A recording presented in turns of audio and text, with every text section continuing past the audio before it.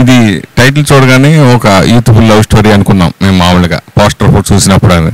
కానీ ట్రైలర్ చూసిన తర్వాత మర్డర్ మిస్టరీ కూడా ఉంది అనేది తెలియంది. సో లవ్కి మర్డర్ మిస్టరీకి ఈ కెమిస్ట్రీ ఎలా? అది నిజంగా చాలా టఫ్ జాబ్ అండి. అంటే ఒక ఎటువంటి యాక్టింగ్ ఎక్స్పీరియన్స్ లేని నాతో సత్యరాజ్ గారు డైరెక్టర్ ఇలా చేయించారంటే నిజంగా ఐఎమ్ సో లక్కీ అండి. అంటే ఒక న్యూ కమర్గా ఫస్ట్ మూవీ ఏదైనా కమర్షియల్ సబ్జెక్ట్ ఎంచుకోవాలంటే అది చాలా రిస్కీ అనిపించింది నాకు. లైక్ ఇప్పుడు చాలా వస్తున్నారు హీరోస్, యాక్షన్ ప్యాక్డ్ ఫైట్స్ ఇవన్నీ కలిపి. సో అలాంటివి కాకుండా కొంచెం థ్రిల్లర్ జోన్ అయితే కొంచెం సేఫ్ ఉంటుంది, అది కూడా లవ్ డ్రామా అయితే ఇంకా బాగుంటుంది అని చెప్పి నాకు చాలా సింక్ అవడంతో ఈ మూవీ చేయడం జరిగింది.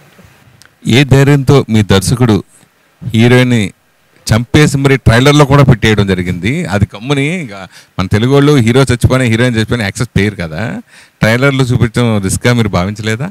యాక్చువల్గా అలా పెట్టడం వల్ల దాని వెనక చాలా రీజన్ ఉందండి. ఈ సినిమా చూస్తే కానీ మనం చెప్పలేము. సో మిస్టరీ అనేది మేము రివీల్ చేయలేం కాబట్టి సో ట్రైలర్లో అలా చూపించాల్సి వచ్చింది.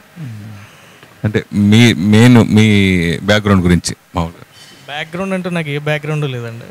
మేరీ పాస్ మా హే అన్నట్టు మా మదర్ ఒక్కడే నా బ్యాక్గ్రౌండ్. ఇన్స్టిట్యూట్లో ట్రైనింగ్ తీసుకోవడం ఎన్ని చేయడం అట్లాంటి ఇన్స్టిట్యూట్లో ట్రైనింగ్ తీసుకోవడం యాక్టింగ్ సంబంధించి ట్రైనింగ్ అని తీసుకున్నారా? లేదు సార్, ఎటువంటి ఇన్స్టిట్యూట్ ట్రైనింగ్ అనేది లేదు. బట్ బిఫోర్ అంటే లైక్ స్క్రీన్ ఎక్స్పీరియన్స్ అయితే ఒకసారి చేసి ఉన్నాను. అది తమిళ్లో, that long back like 4-5 years back. అది కూడా అది కూడా స్మాల్ స్క్రీన్ అపీరెన్స్ తమిళ్లో చేశాను. బట్ అది ఇంకా రిలీజ్ అవ్వలేదు. సో తర్వాత మళ్ళీ గ్యాప్ వచ్చింది, ట్రై చేస్తూ ఉన్నా. సో ఇండస్ట్రీలో నాకు తెలిసిన కొంతమంది నోన్ పీపుల్స్ ఉన్నా సరే నేను హెల్ప్ తీసుకోవడానికి ఇప్పుడు ట్రై చేయలేదు. సో ఫైనల్లీ ఈ అవకాశం వచ్చింది, నిలబెట్టుకోవడానికి ట్రై చేస్తాను. మీ మొదటి సినిమాకి మీ దర్శకుడు చాలా చక్కగా క్యారెక్టరేషన్ చేశాడు. లవ్ ఉంది, యాక్షన్ ఉంది, ఎమోషన్ ఉంది, సెంటిమెంట్ ఉంది, అన్నీ. ఆ ఎక్స్పీరియన్స్ ఇన్ని మిక్స్డ్ మసాలాస్ నాతో చేయించారంటే నిజంగా ఇట్స్ డైరెక్టర్ క్రెడిట్ అండి నిజంగా. అండ్ ఇలాంటి సినిమాలు 2013-14లో ఆడియన్స్కి బాగా కనెక్ట్ అయినాయి.